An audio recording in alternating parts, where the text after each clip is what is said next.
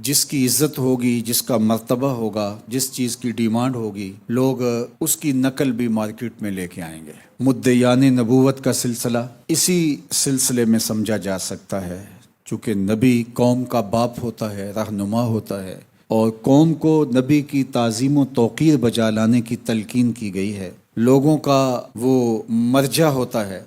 مرجع خلائق ہوتا ہے، تو لہٰذا بہت سارے لوگوں نے ادعائے نبوت کیا تاکہ اس منصب کے ساتھ جڑا ہوا پروٹوکول اور اس منصب کے ساتھ جڑی ہوئی جو چیزیں ہیں وہ ہم حاصل کر پائیں۔ تو کیا اگر کچھ لوگوں نے نبوت کا جھوٹا دعویٰ کیا ہے تو ہم سچے نبیوں کا انکار کر دیں گے؟ قطعاً ایسا نہیں ہوتا، بلکہ اس سے سچے نبیوں کی عظمت کو مزید بیان کریں گے، اجاگر کریں گے، اور جو جھوٹے مدعیان نبوت ہیں ان کے خلاف مقاومت کریں گے، ان کے خلاف کھڑے ہوں گے اور ان کی سرکوبی کریں گے۔ اسی طرح اللہ کے برگزیدہ بندے جن کو قرآن نے اولیاء اللہ کا ٹائٹل دیا ہے، وہ ہر دور میں موجود رہے ہیں اور ان کے دم قدم سے خیر کی قدریں فروغ پذیر ہوتی رہی ہیں۔ لہٰذا اگر کوئی شخص ان جیسی شکل و صورت ظاہری اختیار کر کے ادعائے ولایت کرتا ہے تو اس سے ہمیں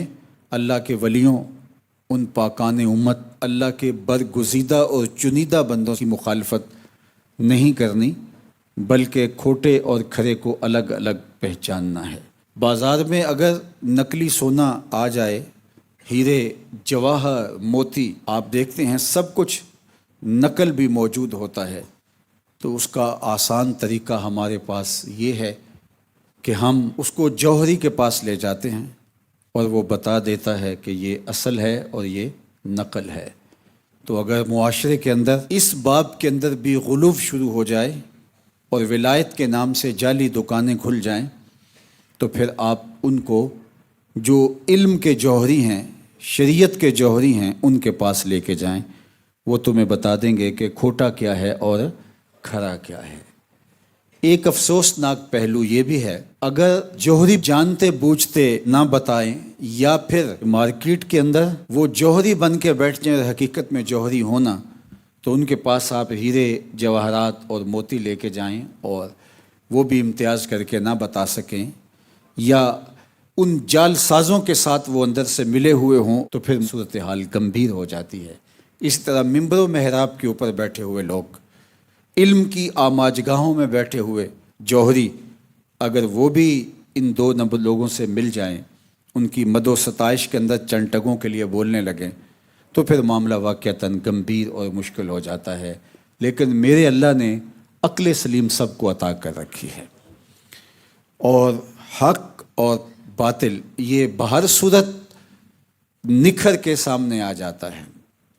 جو جھاگ ہے وہ بیٹھ جاتی ہے اور کچھ وقت کے بعد ساری چیزیں سمجھ میں آ جاتی ہیں۔ تو ہمیں اللہ جل شانہ نے اس حوالے کے ساتھ ایسا نہیں چھوڑا کہ ڈائریکٹ رہنمائی فراہم نہ کی ہو۔ لہٰذا قرآن مجید میں اللہ تعالیٰ نے متعدد مقامات پر اپنے بندوں کی نشانیاں، ان کی صفات بیان فرمائی ہیں۔ سورہ المومنون کا ابتدائیہ دیکھا جا سکتا ہے، سورہ الفرقان دیکھی جا سکتی ہے، سورہ یونس دیکھی جا سکتی ہے، باقی مختلف صورتوں کے اندر اللہ تعالیٰ نے اپنے بندوں کی نشانیاں بیان فرمائی ہیں، اور وہ نشانیاں جو اس کے پاک باز بندوں کی ہیں، اولیاء اللہ کی ہیں، صالحین کی ہیں، اہل تقوی کی ہیں، اصفیاء کی ہیں، صلحاء کی ہیں، وہ ہمیں نشانیاں پڑھ کے اپنے اندر پیدا کرنے کی کوشش کرنی چاہیے۔